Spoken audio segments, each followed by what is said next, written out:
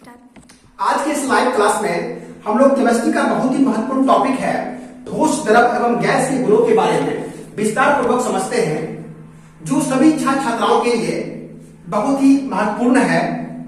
क्योंकि यह केमिस्ट्री का बहुत ही महत्वपूर्ण टॉपिक है। आज का यह सेशन जेसिका रानी के द्वारा ली जाएगी। अब मैं आज का यह सेशन जेसिका रानी को सुपुर्द कर रहा हूं। जय हिंद।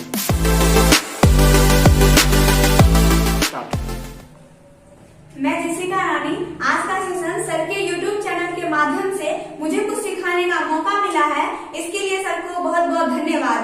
आज हम लोग ठोस, द्रव एवं गैस के गुणों के बारे में विस्तार पूर्वक समझने का प्रयास करेंगे। जैसा कि आप लोग को बता दें कि केमिस्ट्री में सबसे महत्वपूर्ण टॉपिक है ये। इसके गुण आकृति एवं आयतन।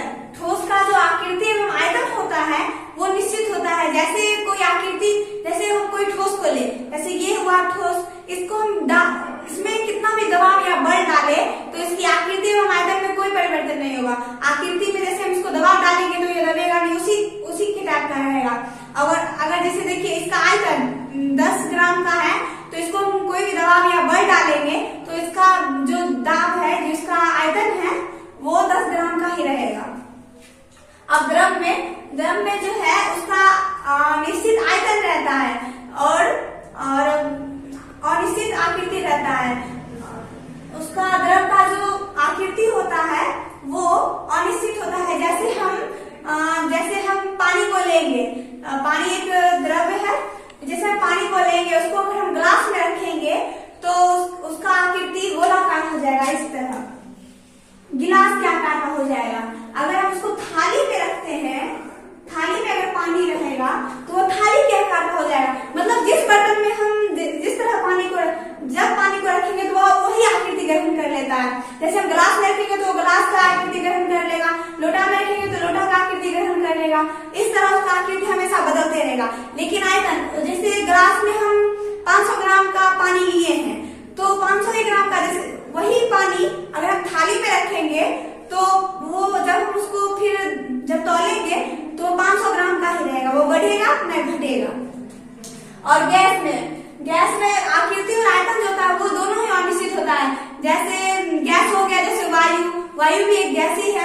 अगर इसको हम जैसे बैलून में जैसे हम गैस को भर लिए, अगर उसको हम दाबेंगे, उसमें बल डालेंगे तो उसका आकृति परिवर्तन होगा ही। क्योंकि बैलून को जब आप फुला के देखेंगे, अगर उसको दाबना चाहेंगे तो वो फूट जाएगा, तो उसका जो आकृति है उसमें वो परिवर्तन हो जाएगा और उसका जो आयतन हो जाएगा। अगर उसको फोड़ देंगे तो उसका जो दूसरे वायु के साथ वो मिल जाएगा, जिससे गैस का आयतन बहुत ज्यादा मतलब बढ़ेगा और घटेगा भी और बढ़ेगा भी।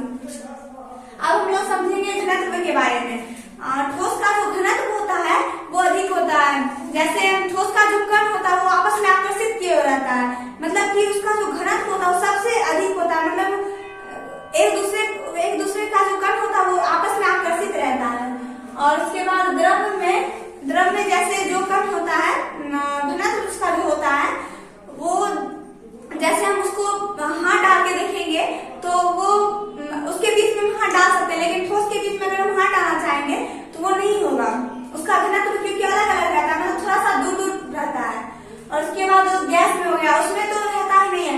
जैसे अगर हम गैस के कण को लेंगे तो इतना सूक्ष्म है इसको हम नंगी आंखों से भी नहीं देख सकते। जैसे हमारे आसपास ये सब भी गैस ही है, अगर इसको हम इसका जो घनत्व देखेंगे तो बहुत दूर दूर रहता है। जैसे देखिए ये हुआ, ये द्रव्य क्या है, इसका थोड़ा थोड़ा डिफरेंट है। ठोस का इतना पास रहता है और गैस का इतना, इसमें इतना परिवर्तन है। और उसके बाद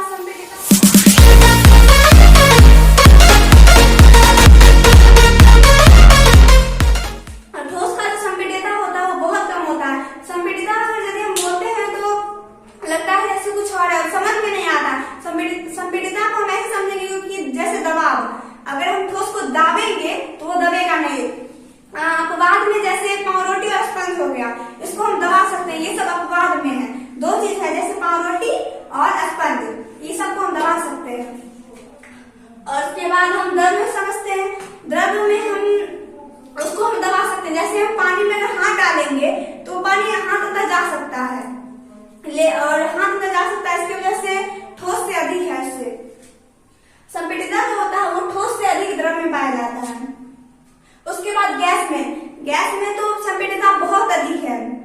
द्रव की तुलना में भी गैस का अधिक है, क्योंकि संपीड़ितता का मतलब होता है दाब। तो हम बैलून में जब हम गैस को भरेंगे तो उसको आसानी से हम दबा सकते हैं।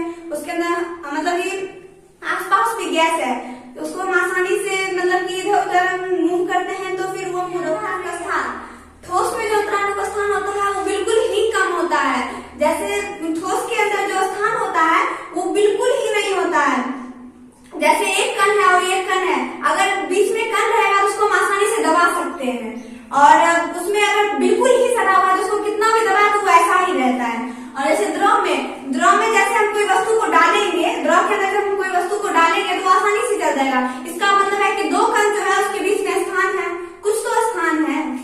और उसके बाद गैस में इतना स्थान है कि हम कहीं भी आ जा सकते हैं। मतलब कि गैस का मतलब हो गया कि मतलब आसपास जो वायु है वो भी गैस ही है, तो इधर उधर हम कुछ भी आ जा सकते हैं, फेंके या फिर कुछ भी। हम जो मतलब है, अगर गैस में अंतराणु का स्थान नहीं रहेगा तो हम कहीं आकर्षण बल का होता है अंतराणु, मतलब उसके बीच में जो आकर्षण बल कितना है। ठोस में अत्यधिक आकर्षण बल है। जैसे दो जो ठोस है वो इतना आपस में जकड़े हुए, आपस में आकर्षक बल लगाए हुए, जिसके कारण ना ही उसमें हम दबाव में कोई परिवर्तन कर सकते हैं, ना ही बल से परिवर्तन कर सकते हैं, और ना ही उसको हम कोई भी कितना भी प्रयास कर ले वो अलग नहीं हो सकता। वो कण इतना आपस में आकर्षक बल है उसमें।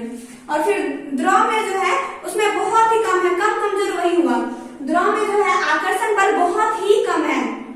जैसे आकर्षक बल जो था वो जो बीच का जो आकर्षित किया होता है, अगर वो बीच में आकर्षित नहीं किए रहेगा, आपस में सब आकर्षित अगर नहीं किए रहते तो कोई भी वस्तु को डालते तो वो फिर अंदर नहीं घुसता, ऊपर में ही रहता।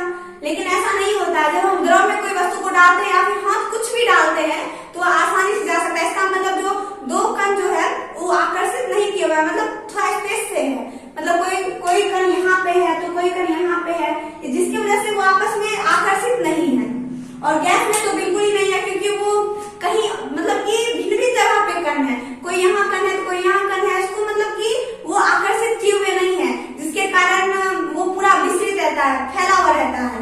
और जैसे हम बैलून में भी अगर हवा को भरते हैं, जब फोड़ते हैं तो पूरा विस्तृत हो जाता है, दिखाई भी नहीं देता है, इतना छोटा होता है।